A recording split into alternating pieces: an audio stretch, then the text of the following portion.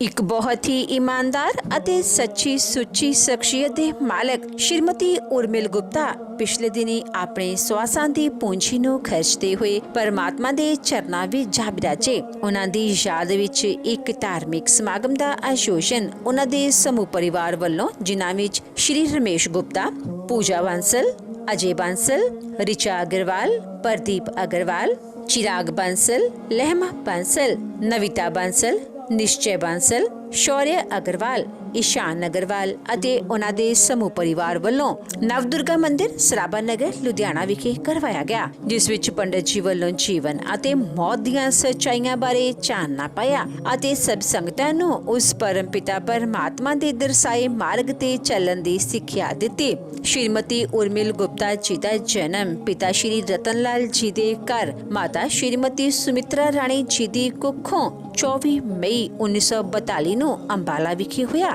ਆਪ ਜੀ ਬਚਪਨ ਤੋਂ ਹੀ ਬਹੁਤ ਹੀ ਸੁਘੜ, ਸਿਆਣੇ ਅਤੇ ਹੋਣਹਾਰ ਪ੍ਰਤਿਭਾ ਦੇ ਮਾਲਕ ਸਨ। ਆਪ ਜੀ ਨੇ BA LLB ਤੱਕ ਦੀ ਐਜੂਕੇਸ਼ਨ ਹਾਸਿਲ ਕੀਤੀ। ਆਪ ਜੀ ਦਾ ਵਿਆਹ 10 ਦਸੰਬਰ 1967 ਨੂੰ ਸ਼੍ਰੀ ਰਮੇਸ਼ ਗੁਪਤਾ ਜੀ ਹੁਣਾਂ ਨਾਲ ਹੋਇਆ। ਵਿਆਹ ਉਪਰੰਤ ਆਪ ਜੀ ਨੇ ਆਪਣੀਆਂ ਪਰਿਵਾਰਕ ਜ਼ਿੰਮੇਵਾਰੀਆਂ ਨੂੰ ਬਖੂਬੀ ਨਿਭਾਇਆ। ਆਪ ਜੀ ਦੇ ਘਰ ਬੇਟੀ ਪੂਜਾ ਅਤੇ ਬੇਟੀ ਰਿਚਾ ਨੇ ਜਨਮ ਲਿਆ। ਆਪ ਜੀ ਨੇ ਆਪਣੇ ਬੱਚਿਆਂ ਨੂੰ ਖੂਬ ਚੰਗੇ ਸੰਸਕਾਰ ਦਿੱਤੇ, ਪੜਾਇਆ ਲਿਖਾਇਆ ਅਤੇ ਸਮਾਜ ਦੇ ਚੰਗੇ ਨਾਗਰਿਕ ਬਣਾਇਆ। ਅੱਜ ਆਪ ਜੀ ਦੀ ਬੇਟੀ ਪੂਜਾ ਸ਼੍ਰੀ ਅਜੇ ਬਾਂਸਲ ਜੀ ਹੁਣਾਂ ਨਾਲ ਸੁਖੀ ਵਿਆਹਤਾ ਜੀਵਨ ਬਤੀਤ ਕਰ ਰਹੇ ਹਨ ਅਤੇ ਆਪ ਜੀ ਦੀ ਬੇਟੀ ਰਿਚਾ ਅਗਰਵਾਲ ਸ਼੍ਰੀ ਪ੍ਰਦੀਪ ਅਗਰਵਾਲ ਜੀ ਹੁਣਾਂ ਨਾਲ ਸੁਖੀ ਵਿਆਹਤਾ ਜੀਵਨ ਬਤੀਤ ਕਰ ਰਹੇ ਹਨ। ਸ਼੍ਰੀਮਤੀ ਉਰਮਿਲ ਗੁਪਤਾ ਜੀ ਪਰਮਾਤਮਾ ਦੇ ਘਰ ਪ੍ਰਤੀ ਸੱਚੀ ਸ਼ਰਧਾਵਾਨ ਸਨ। ਗਰੀਬਾਂ ਅਤੇ ਦੀਨ ਦੁਖੀਆਂ ਦੀ ਸਹਾਇਤਾ ਆਪ ਜੀ ਹਮੇਸ਼ਾ ਹੀ ਤਨੋ ਮਨੋ ਅਤੇ ਤਨੋ ਕਰਿਆ ਕਰਦੇ ਸਨ।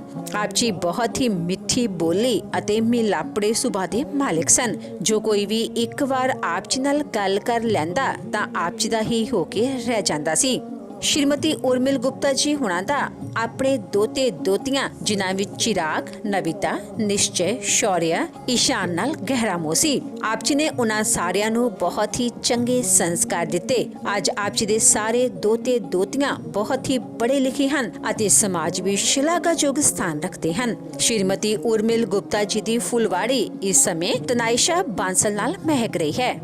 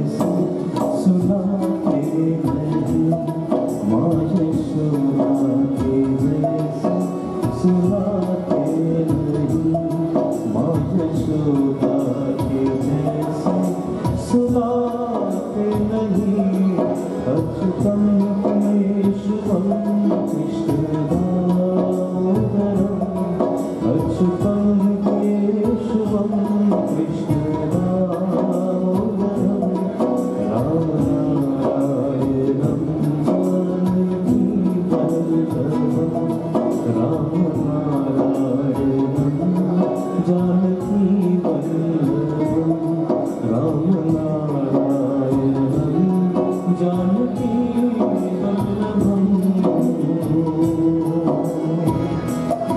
नाम जपते चलो काम करते चलो नाम जपते चलो काम करते चलो नाम जपते चलो काम करते चलो कृष्ण गोविंद गोपाल गाते चलो कृष्ण गोविंद गोपाल गाते चलो। याद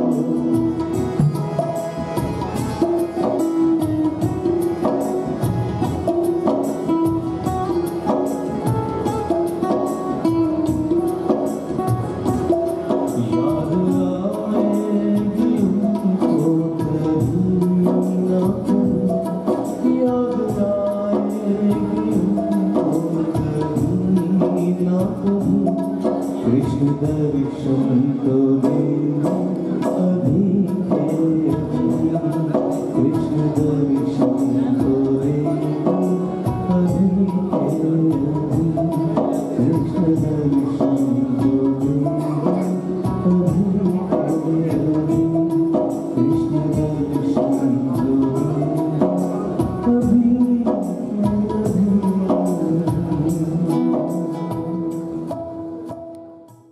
गरुड़ पुराण में गरुड़ ने सर्वप्रथम प्रश्न नारायण भगवान से कहा, प्रभु पृथ्वी में मनुष्य सब एक जैसे क्यों नहीं है? सर्वप्रथम प्रश्न। कोई ढूंढा है, कोई कांडा है, किसी के हाथ पैर अनेक अनेक, छोटा है, कोई बड़ा है, कोई काला है, गोरा है। प्रभु जब सबका नाम मनुष्य तो एक जैसे क्यों नहीं? ये मुझे सर्वप्रथम प्रश्न है। और उसका विस्तार 16 अध्यायों में नारायण भगवान ने जो है गरुड़ को समझाया।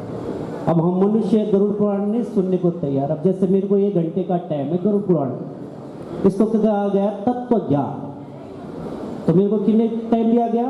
10 मिनट। अब 10 मिनट में पूरा गरुड़ पुराण का सारांश आपको कहना। उसमें क्या गया? अंतिम श्लोक में कहा, मोक्षम गच्छन्ति तत्वज्ञा धार्मिकं स्वर्गतिं नरः पापिनो दुर्गतिं यान्ति संसारे ते खगादयः। नारायण भगवान ने एक ही प्रश्न में गरुड़ को कहा, गरुड़ देखो कर्मण्येवाधिकारस्ते, जीवन में जैसे मनुष्य करेगा उसके अनुसार उसको फल प्राप्त होगा। और वो प्रत्यक्ष रूप से हम और आप लोग जीव जंतु में देख रहे हैं। मोक्षम गच्छन्ति, जो लोग तत्व ज्ञान को जानते हैं उनका क्या होगा? बोल उनको मोक्ष मिलेगा। धार्मिका स्वर्गति, जो धार्मिक होगा उसको भी मोक्ष प्राप्त नहीं होगा। स्वर्गम गतिम नरा धार्मिका, जो धार्मिक मनुष्य होगा स्वर्ग नहीं, उसको मोक्ष नहीं, क्या प्राप्त होगा? बोले स्वर्ग मिलेगा। इसलिए जब कोई मर जाता है तो क्या लिखते हैं? स्वर्गीय, वैकुंठवासी नहीं लिखते हैं, क्योंकि वैकुंठ तक जा ही नहीं सकते। क्यों? तत्व ज्ञान है ही नहीं। उधर हम भरी तो पेड़ भरने की ज्ञान जानकारी तो हमें है, इस छोटे से पेड़ को कैसे भरना है। लेकिन भगवान ने कहा पापिनो दुर्गतिम यान्ति, और जो पापी मनुष्य है वो दुर्गति को प्राप्त होते हैं।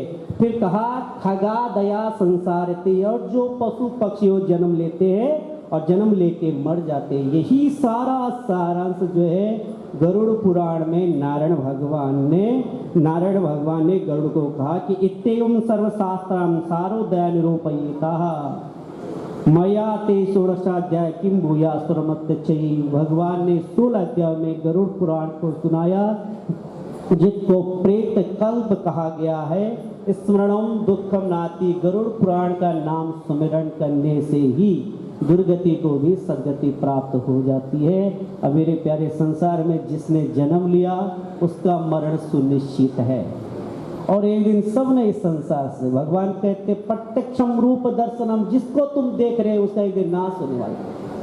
अब प्रत्यक्षम चाहे अब हो चाहे बाद में हो, पर उसका नाश होता है। इसलिए प्रभु का सुमिरन करके जितना जीवन में हो सके एक दूसरे का भला करना चाहिए, किसी का साथ बढ़ाना चाहिए। यही भगवान ने कहा। हम सब आए हुए मान भाव रश्मि पगड़ी पे आए हुए उस जीवात्मा को श्रद्धांजलि देते। 1 मिनट सब ने मौन धारण करके उस जीवात्मा के निमित्त श्रद्धांजलि अर्पित करनी है।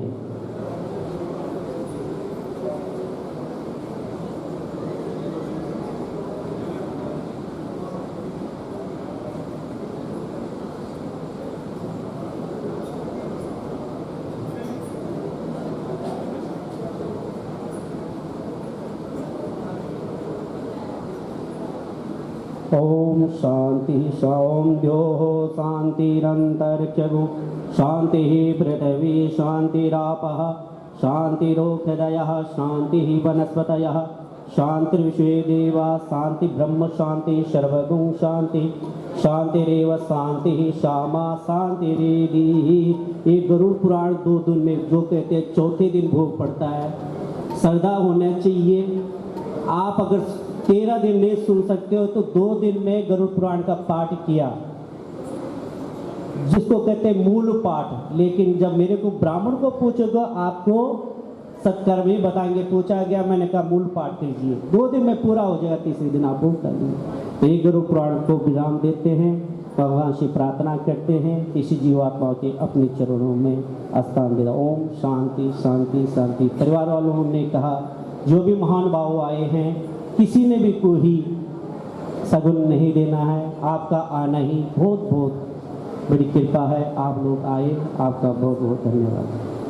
वरंगणे शृणुयाम देवा वरं वसे मास विजत्राः श्रीरंगे तुष्टवागुं सत्तनोर्विवसे देवहितं जलायुः।